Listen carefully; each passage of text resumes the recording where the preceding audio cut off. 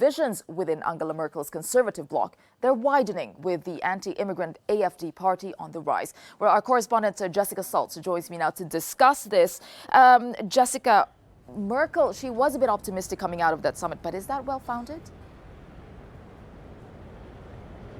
Well, Tessa, the headline in Der Spiegel, the political magazine this morning, saying Angela Merkel fighting to save her chancellorship.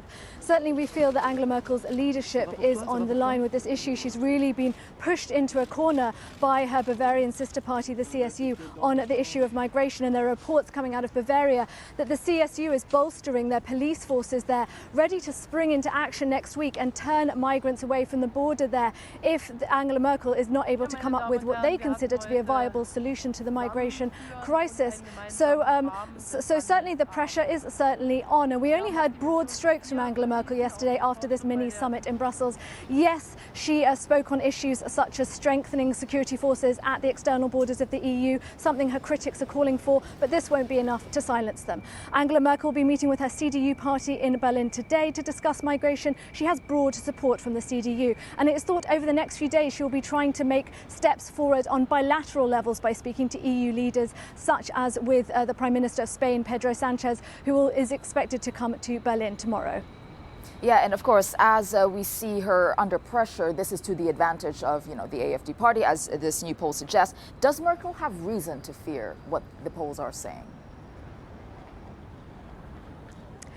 Well, Tessa, this is not only threatening her conservative alliance with the CSU, but this is really weighing heavily on public opinion.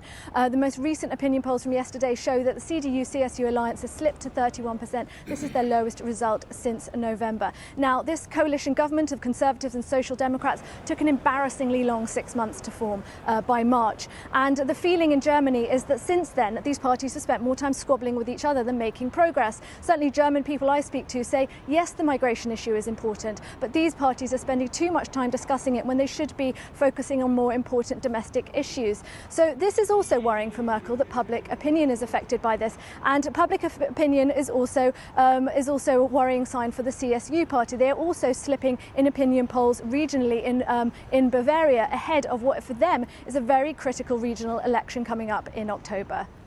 All right, thank you for that, Jessica Saltz in Berlin there. Thanks.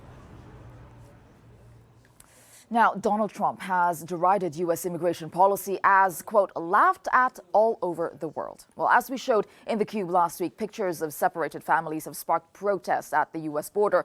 But the U.S. president, he's renewed his call for people entering the country illegally to be sent back without seeing a judge. NBC's Kelly O'Donnell has more. During the president's motorcade ride to his Virginia golf course today, he fired off on Twitter, ignoring existing legal rights for undocumented immigrants. We must immediately, with no judges or court cases, bring them back from where they came. The president's edict fails to recognize constitutional due process, long-established case law that grants that protection to non-citizens. But that did not stop the idea from bubbling this week. I don't want judges, I want border security. I don't want judges, I want Border Patrol, I want ICE. The president vents his frustration at Congress after House Republicans could not decide on legislation to address the border crisis, and he made Democrats his target. It's the Democrats' fault, but it wouldn't be their fault for long if they sat down with us. We could make a deal so quickly. Democrats, including some who made trips to the border this week, argue their party has been kept out of negotiations, an impasse that fuels the campaign year fight. Illinois Democrat Luis Gutierrez. It's wrong to separate babies, to use cruel, inhumane policies in order to gin up your political base. And it seems like it's working. In a new interview with Christian media outlet TBN, the president says he wants to impose a financial punishment on migrants' home countries in Central America. You take a country like Honduras or so many others, they're sending people into our country by the thousands. I think we should stop giving them money. But just days ago, Vice President Pence met the leader of Honduras here at the White House and declared a strong partnership. Kelly O'Donnell reporting there. Now, American taxi app Uber is in a London court today where it will appeal a decision which saw the firm denied an operating license for the British capital. It comes after TfL, that's the Public Transport Authority in London, chose not to renew the taxi firm's license over concerns about public safety last September. Uber say that they have made significant changes to the app, as well as appointing independent directors to their firms. The court's decision is expected later this week. And still to come for you on the program, we have more on Saudi women finally getting the green light to get behind the wheel as the law banning them from driving is overturned. That and more after the break.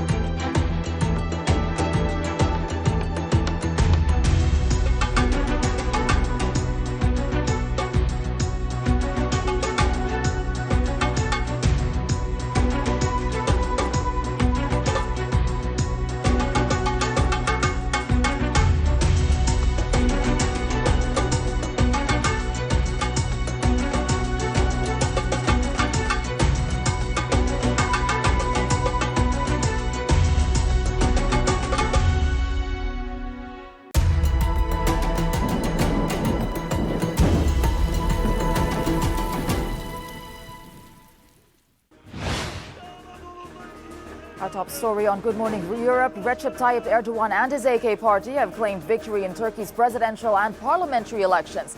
The opposition hasn't officially conceded yet, but says it will continue its democratic struggle, quote, whatever the result. It's the first round win he was hoping for, and it gives him sweeping new powers. It is 2 months since Hawaii's Mount Kilauea volcano started erupting, and there are no signs yet that it's about to start slowing down. Euronews' Nick Wells has the update. Hawaii's Kilauea volcano is showing no signs of letting up, with lava flows again creeping dangerously close to homes. Volcanologists said an explosion at the summit late on Saturday produced energy equivalent to a magnitude 5.3 earthquake.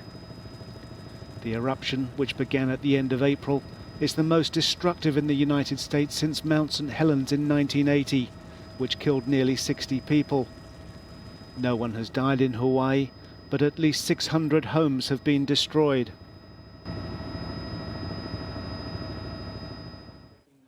Nigeria's Central Plateau state has seen numerous acts of violence, that's according to the authorities.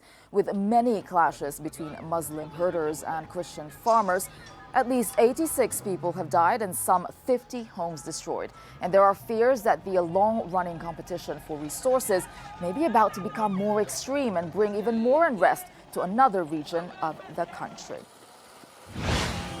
Well, it's been a mostly peaceful election campaign in Zimbabwe so far until this weekend when a ruling party rally was bombed. No one was killed, but some 50 people were injured.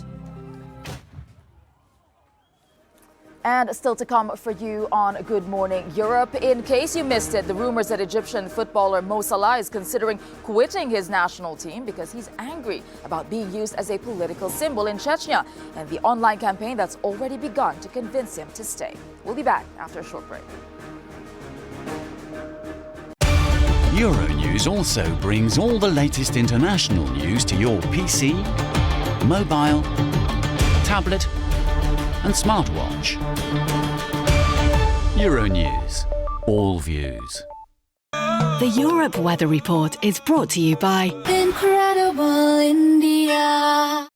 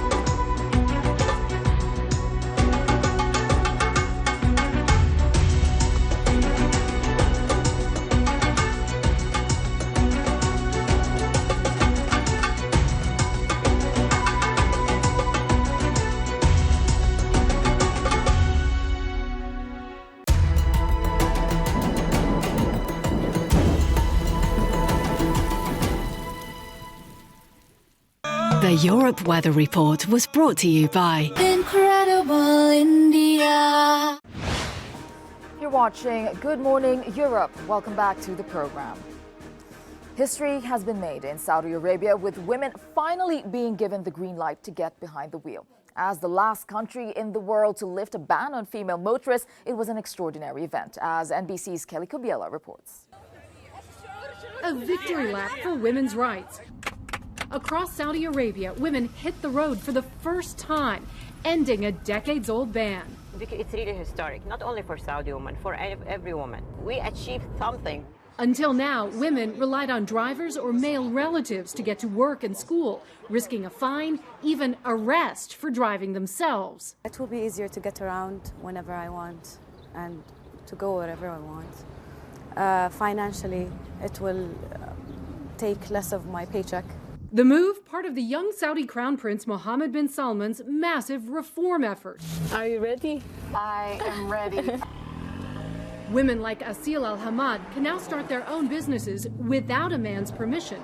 She's an interior designer with a passion for fast cars. We're so happy because women have proven themselves in many aspects. It's nice to be in control and to be in the driver's seat, right? Yeah. Women here still don't have complete control over their own lives. They need a man's permission to get a passport, travel abroad, or get married.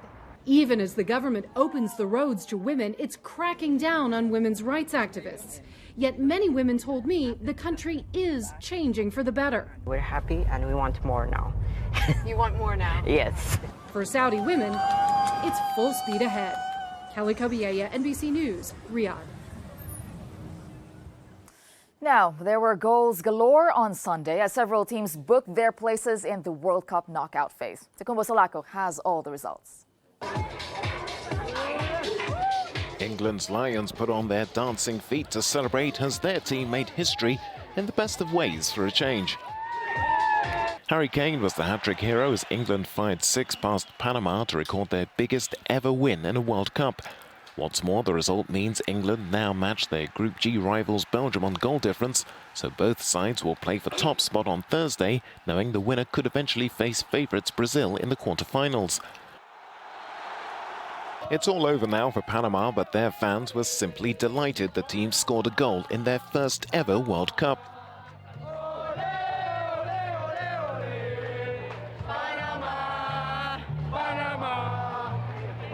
From tears of joy to tears of sadness, Poland's World Cup campaign is over. They crashed out after being routed by Colombia 3-0, which revives their hopes of progressing.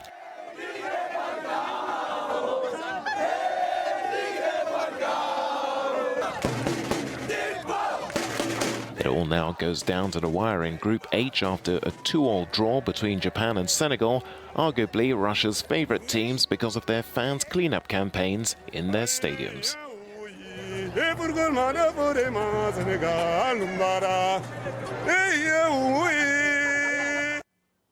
Takumbo Salako reporting there. Now, there are rumors that one of the World Cup's most famous popular players, Egyptian striker Mohamed Salah, he's considering quitting the national team. But that's after he was used as a political symbol in Chechnya. Alex, tell us about this story.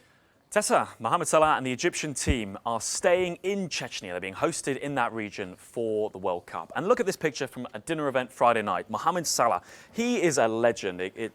Few people you can call a legend. He's one of them, I'm sure. But in this picture, to his left, we have Razman Kadyrov, and he is the Chechen leader with a very controversial human rights record, particularly when it comes to LGBT people. Now, the Egyptian FA tweeted this picture from that dinner event on Friday, and it's over this picture there are reports from the Associated Press news agency that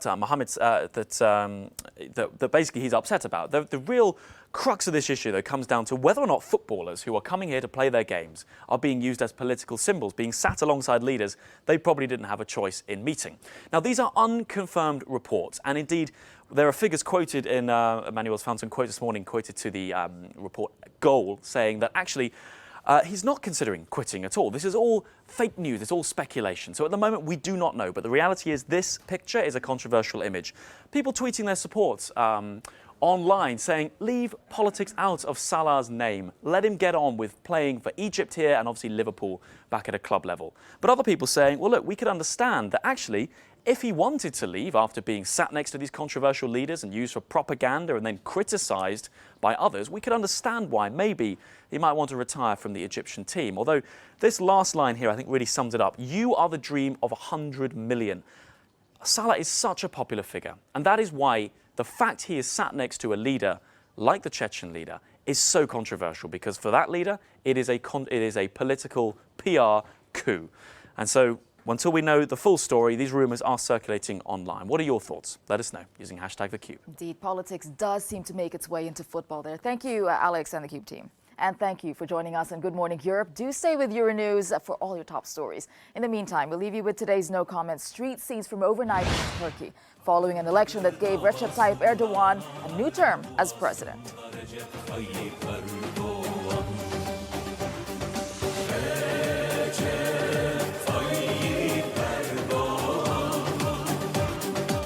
Çok teşekkür ediyoruz.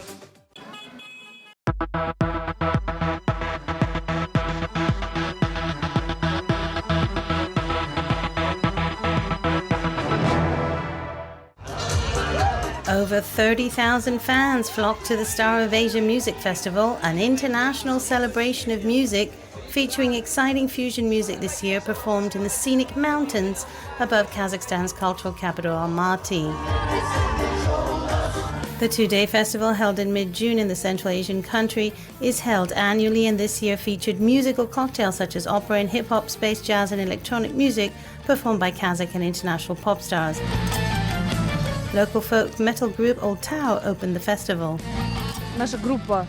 The name of our group means Great Mountain in the Kazakh language. It is the place where the Kazakh Khanate was founded, so that's why there is probably a symbolic gesture to us opening the event.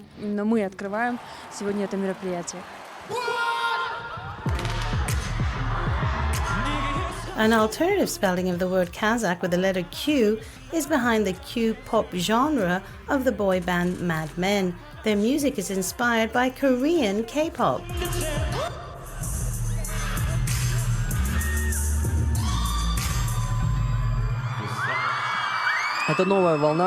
Q-pop artists are different because we have fewer limits. This is the new wave. We hope the world will like it.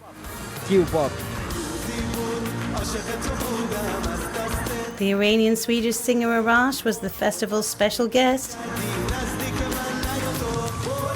He rose to fame with the song Boro Boro, which he wrote following a difficult separation and briefly losing his voice. I try always to make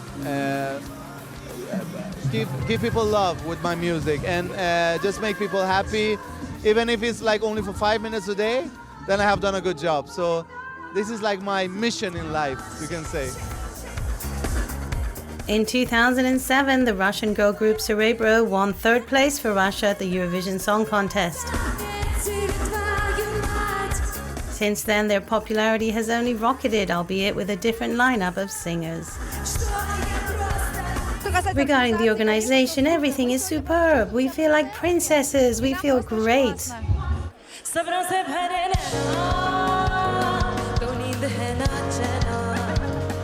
The charismatic Indian artist Ishita Chakravarti is a trained Hindustan singer but also performs other traditional genres with influences from her second great passion, jazz.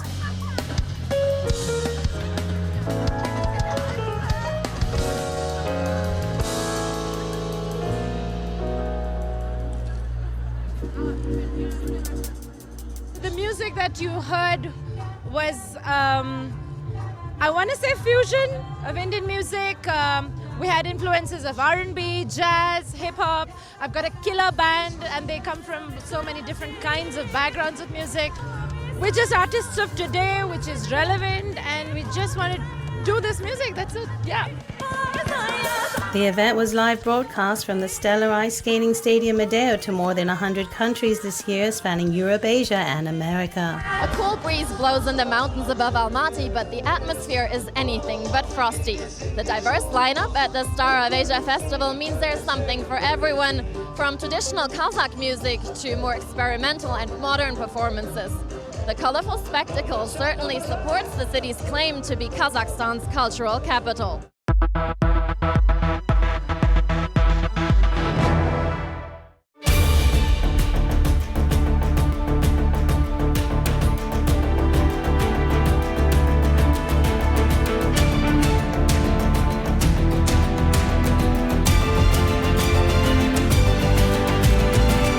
Euronews. All views. We come from many places on the planet. We don't necessarily think the same way. All different, but as one, united by this strong belief. Diversity is the answer. Because all views matter. We are All Views. Our purpose is to help people understand what others think and why, through sharing the compelling diversity of news, helping you form your own opinion. Euronews Brussels. Από την Αθήνα για το Euronews. Euronews Budapest. Euronews Washington. Euronews. All Views.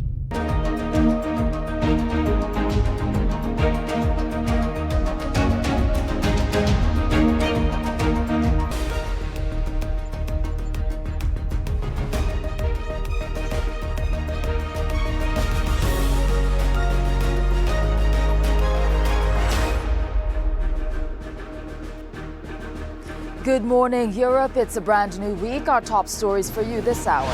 Securing power. Turkey's Erdogan wins high-stakes elections, surviving the most serious challenge yet to his position and tightening his grip on power.